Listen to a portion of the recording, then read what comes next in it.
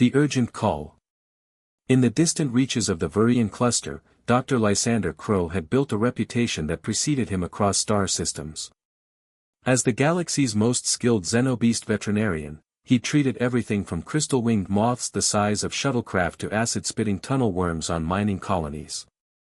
His ship, the Healer's Touch, was equipped with medical equipment that could rival most planetary hospitals.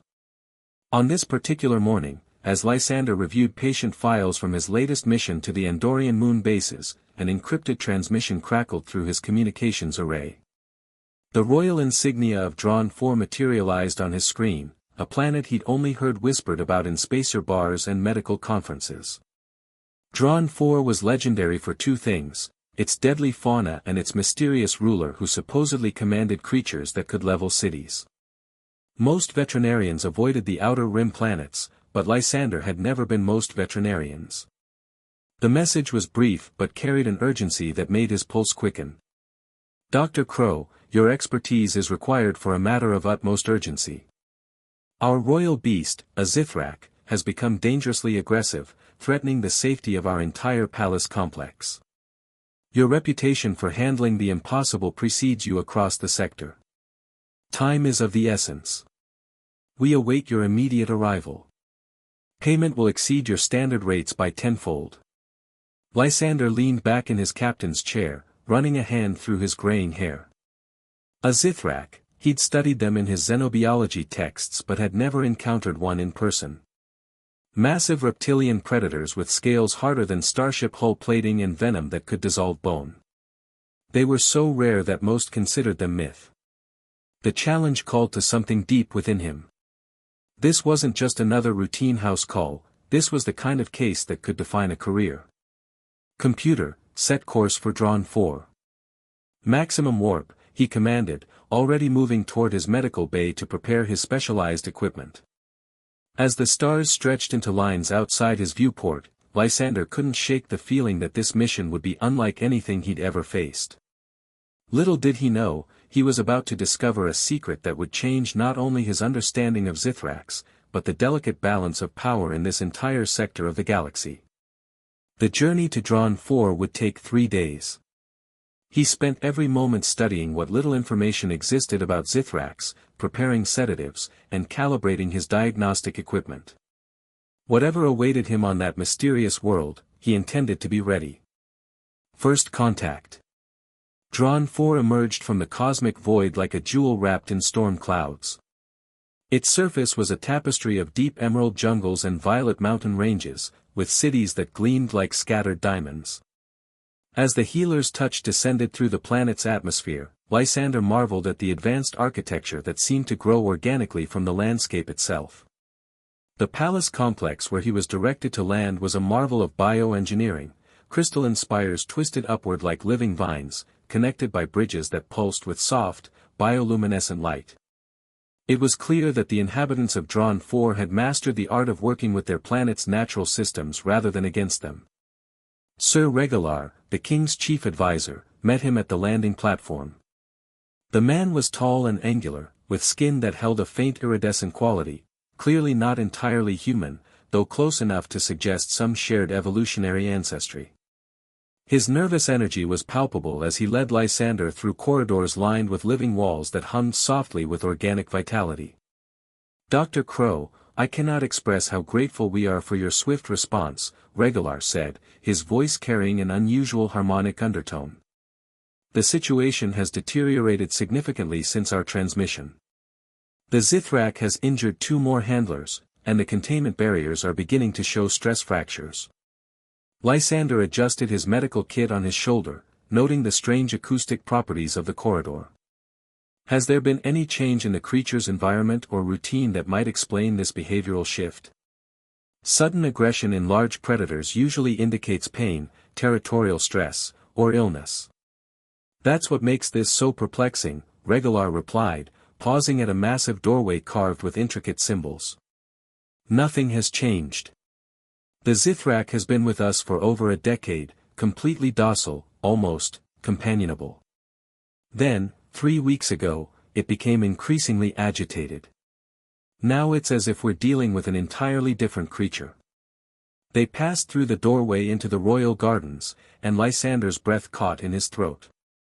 The space was vast, enclosed by a dome of the same bioluminescent material he'd seen throughout the palace. Exotic plants swayed without any apparent breeze, their leaves shifting through spectrums of color he didn't have names for. But it was the sound that stopped him cold, a deep, resonant roar that seemed to shake the very air around them.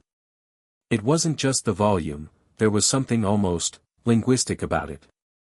A complexity that suggested intelligence far beyond what he'd expected from a simple predator.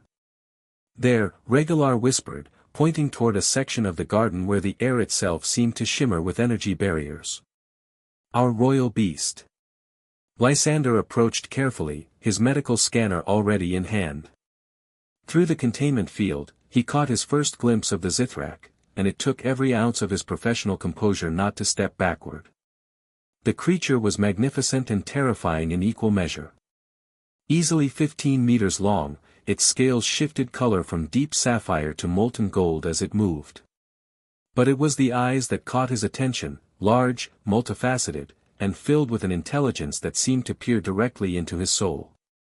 The Zithrak stopped pacing when it saw him, its massive head tilting in what appeared to be curiosity rather than aggression. For a moment, the two beings simply observed each other through the barrier, and Lysander felt an unexpected connection, as if the creature was trying to communicate something important. "I've never seen it react that way to a stranger," Regulaar murmured. "Usually, it becomes more agitated when new people approach." Lysander activated his scanner, beginning his preliminary assessment from outside the containment field. The readings were immediately concerning: elevated stress hormones, irregular neural activity, and something else. Something that didn't quite match his database of Zithrak physiology. "I'm going to need to get closer," he announced, surprising himself with the steadiness of his own voice. "Much closer." The diagnosis. The containment field hummed ominously as Lysander prepared to enter the enclosure. He'd administered emergency sedatives to creatures twice this size, but never to something with the Zithrak's reputation for lethality. His hands were steady as he loaded a specialized tranquilizer dart, calculated precisely for the creature's estimated mass and metabolic rate. "Dr. Crow, perhaps we should wait for additional security," Regulaar suggested, his voice tight with concern. Lysander shook his head, not taking his eyes off the Zithrak. "Time is a factor here. The longer we wait, the more the creature suffers, and the more unpredictable it becomes." He stepped through the energy barrier, feeling the familiar tingle of displaced electrons across his skin. The Zithrak immediately focused on him, but rather than the aggressive posture he'd expected, the creature seemed almost relieved. Its massive head lowered slightly, and those remarkable eyes tracked his movement with what appeared to be hope. "Easy now," Lysander murmured, his voice taking on the soothing tone he'd perfected over years of treating frightened animals. "I'm here to help." The tranquilizer dart found its mark in the creature's shoulder, and rather than the violent reaction he prepared for, the Zithrak simply settled onto its belly with what sounded almost like a sigh of resignation. Its breathing slowed but its eyes remained alert, watching his every move. Lysander approached carefully, his scanner active and recording. The readings were even more unusual up close. The creature's biology was far more complex than anything in his Xenobeast databases. Its neural pathways showed patterns typically associated with higher-order thinking, problem-solving, even what might be emotional processing.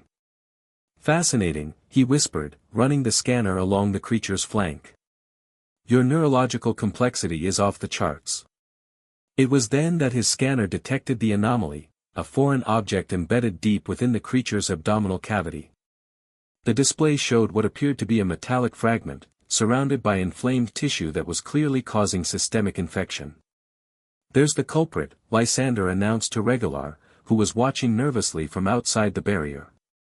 "Some kind of metallic fragment, probably from an old injury. It's created an infection that's been spreading through the creature's system for weeks." But as he examined the object more closely, Lysander frowned. The shape was too regular, too purposeful to be simple shrapnel. It looked almost like a device of some kind. A communication implant, perhaps, or some kind of monitoring equipment. The Zithrak made a soft sound, almost like a purr, and when Lysander looked up, he found those intelligent eyes fixed on his face. There was something in that gaze, gratitude, yes, but also something else. Something that looked remarkably like trust. "You've been in pain for a long time, haven't you?" he asked softly, surprised by the gentleness in his own voice. "And you've been trying to tell them, but they couldn't understand." The creature's response was unmistakable, a soft rumble of what could only be described as agreement. Lysander prepared his surgical tools, his mind racing.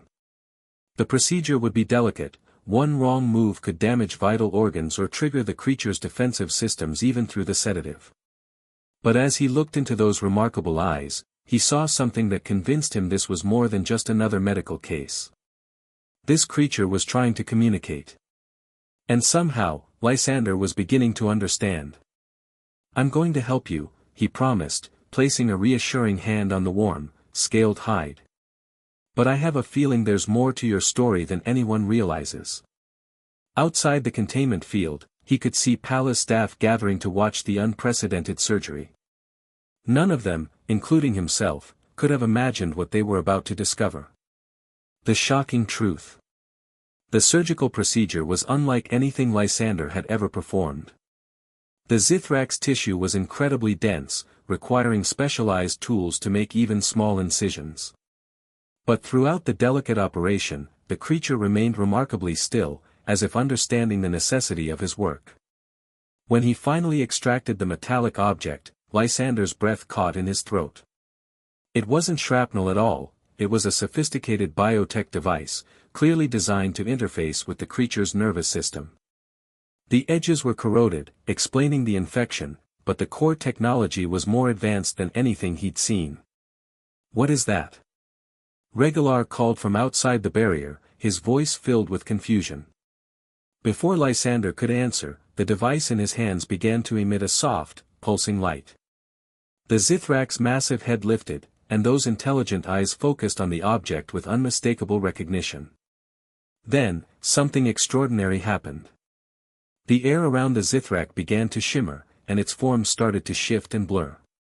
Lysander stumbled backward, his medical training warring with disbelief as the massive reptilian body condensed, restructured, and transformed. Where the 15-meter Zithrak had lain moments before, a humanoid figure now rested on the garden floor. The being was tall and elegant, with the same iridescent skin quality as Regalar, but her features were distinctly feminine and regal. Her scales had become intricate patterns of living tattoos that flowed across her skin like liquid metal. "My queen!" Regalar gasped, rushing through the energy barrier. "Your Majesty, we had no idea." The transformed being, clearly the true ruler of Dron 4, struggled to sit up, her movements weak from the surgery and sedative.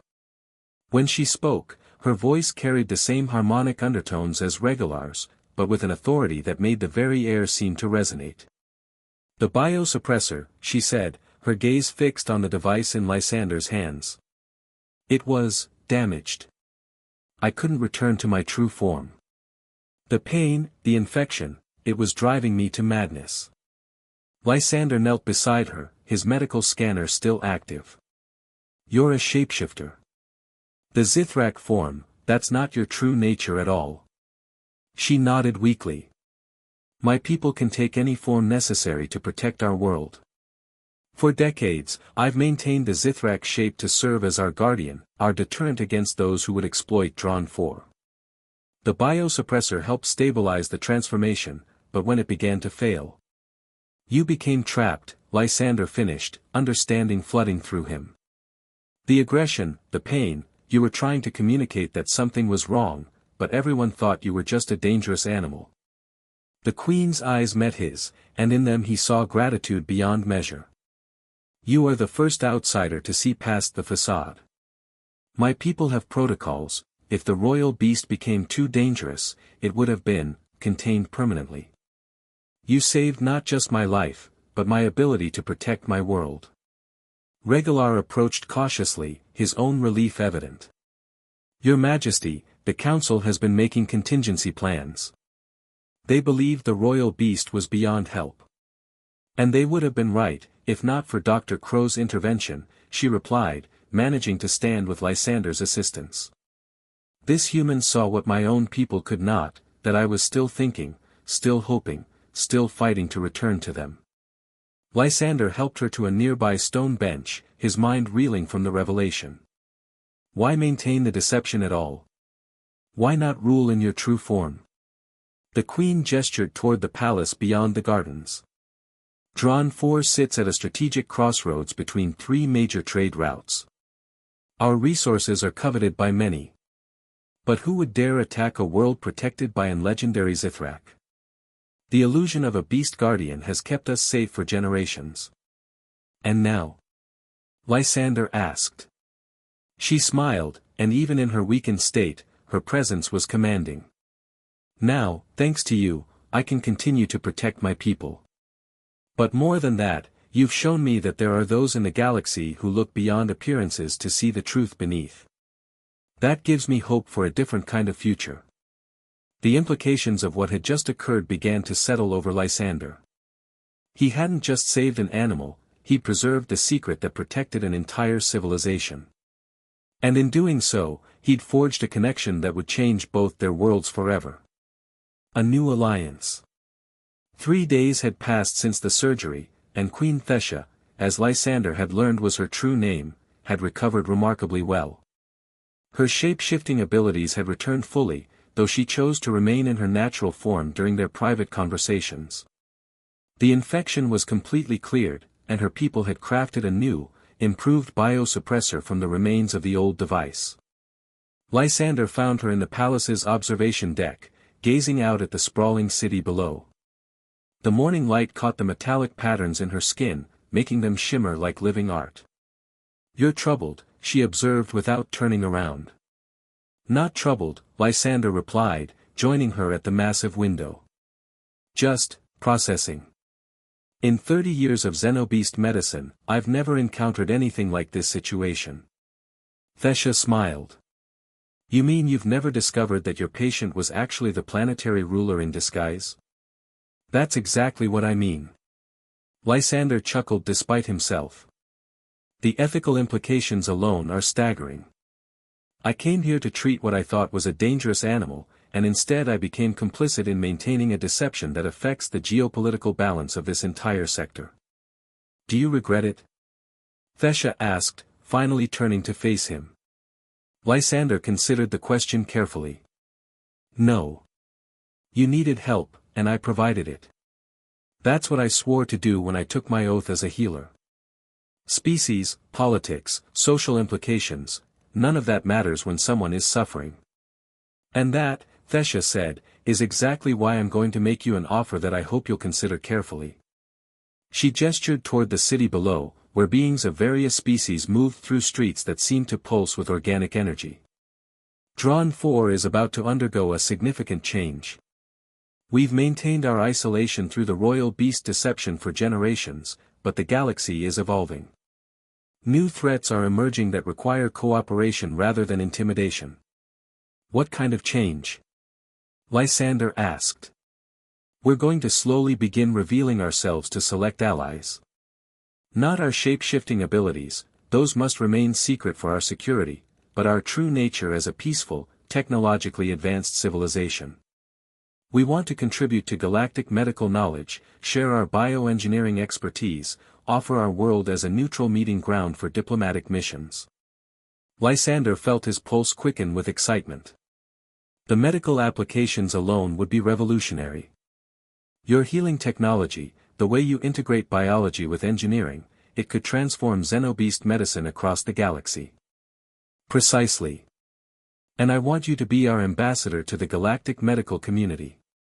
You've already proven that you can see beyond surface appearances to understand the true nature of a species. More importantly, you can be trusted with secrets that could endanger entire worlds. The offer was overwhelming. It would mean leaving his solitary practice, taking on responsibilities far beyond anything he'd ever imagined.